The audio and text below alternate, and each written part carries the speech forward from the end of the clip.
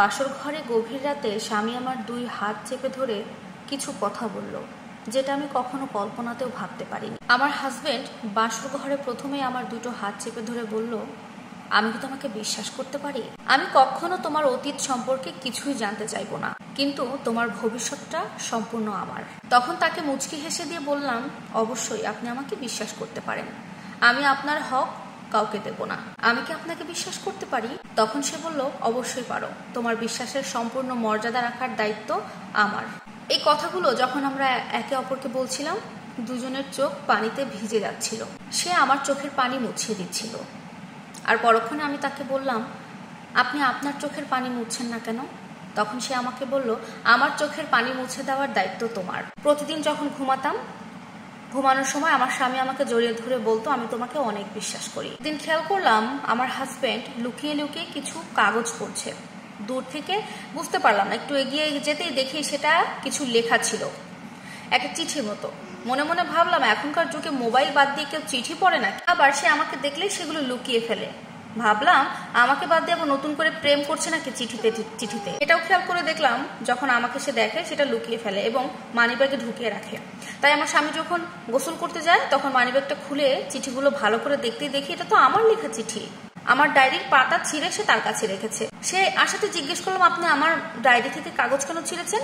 সে বলল, তখন সে আমাকে পেছন থেকে জড়িয়ে ধরে বলছে, আসলে এত সুন্দর কথা তো তুমি আমাকে কখনো বলনি, তাই সবসময় দেখার জন্য আর তোমাকে মনে করার জন্য তোমার লেখা কাগজগুলো আমার মানিব্যাগের সাথেই রাখি। তো ওই মুহূর্তে আমি অনেক রেগে যাই।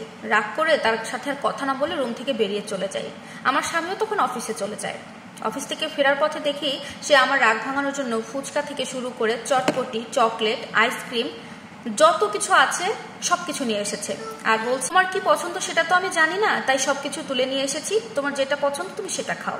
আমার স্বামীর এমন কাণ্ড দেখে আমি না হেসে আর পারলাম না। কিছু সময় যেতে না যেতে আমার ফোনে একটা কল আসে। ওপাশ থেকে আমার মা কথা বলছিল।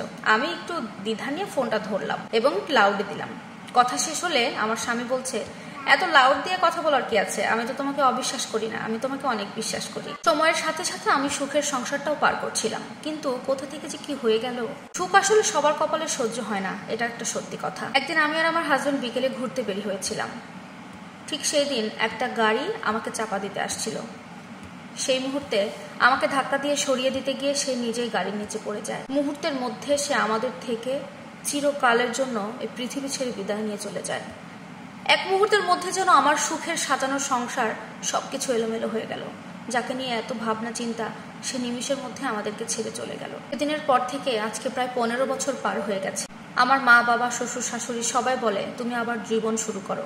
কিন্তু আমি সেদিনের কথা ভুলতে পারি না। আমি তোমাকে অনেক বিশ্বাস করি, এই কথাটা আমি ভাঙতে পারি না। আমি কখনো আমার জীবনে দ্বিতীয় পুরুষকে জায়গা দিতে পারবো না। প্রিয় দর্শক, এটা একটা আপুর জীবনের কাহিনী। আপনাদের কাছে গল্পটি কেমন লাগলো অবশ্যই জানাবেন। আল্লাহ হাফেজ।